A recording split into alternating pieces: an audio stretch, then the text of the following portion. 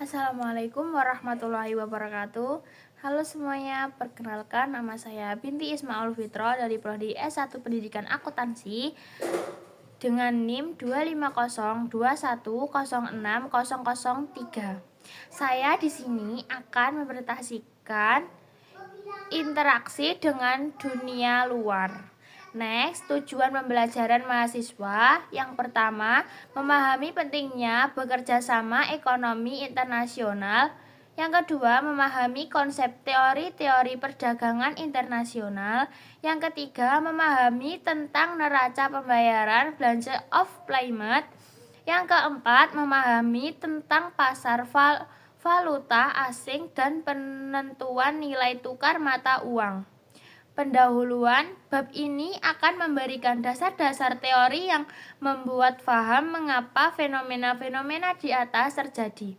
Pokok untuk pembahasan bab ini adalah dasar-dasar teori perdagangan internasional trade dan neraca pembayaran balance of payment. Next, masuk ke materi. Pentingnya kerjasama ekonomi internasional. Motivasi utama, sebagai makhluk sosial yang memiliki keterbatasan, manusia dan negara membuat hubungan antar negara untuk saling melengkapi kekurangan melalui pertukaran dan spesialisasi. Tujuan meningkatkan derajat hidup bersama dan alokasi sumber daya yang lebih efisien guna mencapai hasil yang lebih baik dibandingkan hidup sendiri. Manfaat jangka pendek dan panjang. Jangka pendek, perdagangan internasional yang langsung meningkatkan penggunaan barang dan jasa dan faktor produksi.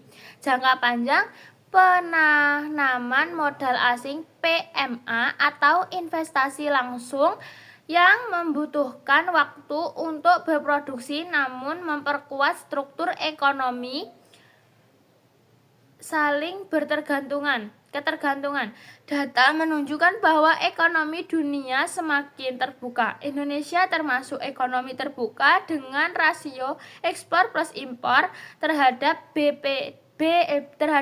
PDB mencapai sekitar 40%. Next, lanjut. Teori perdagangan internasional. Materi ini menjelaskan mengapa sebuah negara memilih untuk berdagang dengan negara lain melalui beberapa perspektif teori. Yang pertama, merkantilisme. Prinsip kemakmuran negara diukur dari jumlah logam mulia emas yang dikumpulkan. Strategi memaksimalkan ekspor dan meminimumkan impor melalui proteksi ketat dan monopoli domestik. Kritik menyebabkan aset menganggur, logam mulia tidak diputar, dan menunjukkan produsen domestik sehingga tidak efisien. Yang B, keunggulan absolut. Adam Smith. Konsep negara sebaiknya berspesialisasi pada produk yang bisa dihasilkan dengan biaya lebih rendah dibandingkan negara lain. Manfaat perdagangan bebas akan meningkatkan kemakmuran karena mendorong efisien dan produktivitas. Contoh, Jepang lebih efisien memproduksi motor, sementara Indonesia lebih efisien memproduksi beras. Melalui spesialisasi dan perdagangan, kedua negara dapat meningkatkan konsumsi domestiknya. Lanjutannya, yang C, keunggulan komparatif. David Ricardo. Konsep negara sebaiknya berspesialisasi pada produk yang bisa dihasilkan dengan biaya lebih rendah dibanding negara lain. Manfaat perdagangan bebas akan meningkatkan kemakmuran karena mendorong efisiensi dan produktivitas. Contoh, Jepang lebih efisien memproduksi motor, sementara Indonesia lebih efisien memproduksi beras. Melalui spesiasi dan perdagangan, kedua negara dapat meningkatkan konsumsi domestiknya. Keunggulan kompetitif, Marcel Porter. Konsep modern keunggulan tidak hanya dari biaya produksi alamiah, tetapi harus diciptakan melalui daya saing. Skema Berlian Porter, keunggulan bahasa sumber dari 4 faktor yang saling berkaitan: kondisi faktor produksi, kondisi permintaan, industri terkait atau pendukung, serta strategi dan persaingan perusahaan. Lanjut, teori model keunggulan kompetitif.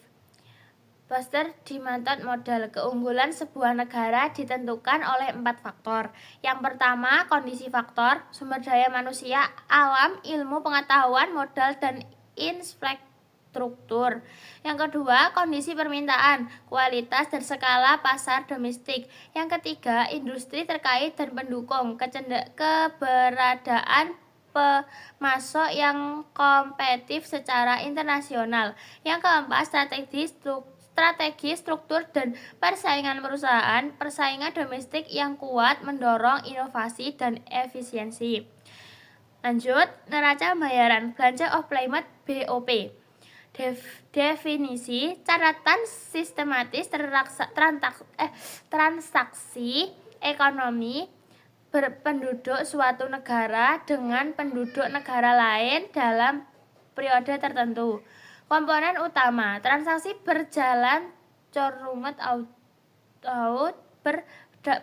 perdagangan barang, neraca perdagangan jasa, pendapatan primer dan transfer sekunder. Transaksi modal dan finansial, aliran modal, investasi, pinjaman, dan aset finansial lainnya.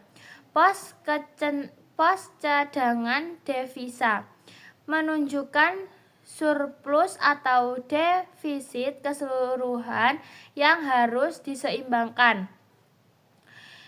Lanjut, pasar valuta asing, falas, dan nilai tukar.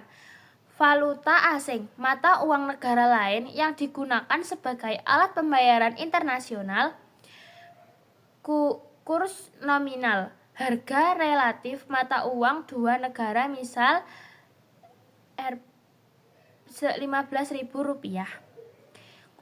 Kurs real, harga relatif barang antar negara menukar daya saing atau terms of trade. Sistem nilai tukar. Yang pertama, kurs tetap, fixed, nilai ditentukan pemerintah. Yang kedua, kurs mengambang, nilai ditentukan pemerintah dan penawaran pasar. Yang ketiga, kurs mengambang terkendali, campuran keduanya. Lanjut, analisis kasus perdagangan dampak ekonomi. Lanjut, kebijakan perdagangan internasional. Tujuan kebijakan: melindungi industri domestik, memperbaiki neraca pembayaran, dan meningkatkan pertumbuhan ekonomi. Instrumen: tarif, pajak atas barang impor, non-tarif, kuota, subsidi, larangan impor, dan standar teknis kesehatan. Sekian presentasi dari saya. Apabila ada kurang lebihnya, mohon maaf yang sebesar-besarnya. Wassalamualaikum warahmatullahi wabarakatuh.